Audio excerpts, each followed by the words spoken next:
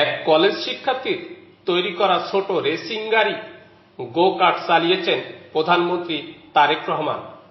শনিবার দুপুরে রাজধানীর তেজগাঁওয়ে প্রধানমন্ত্রীর কার্যালয় প্রাঙ্গণে এই ব্যতিক্রমী দৃশ্য দেখা যায়।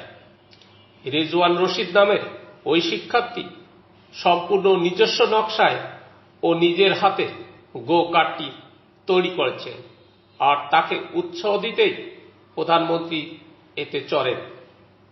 আজ দুপুরে প্রধানমন্ত্রী তার কার্যালয়ের প্রাঙ্গণে ওই শিক্ষার্থীর তৈরি গাড়িটি খুঁটিয়ে দেখেন।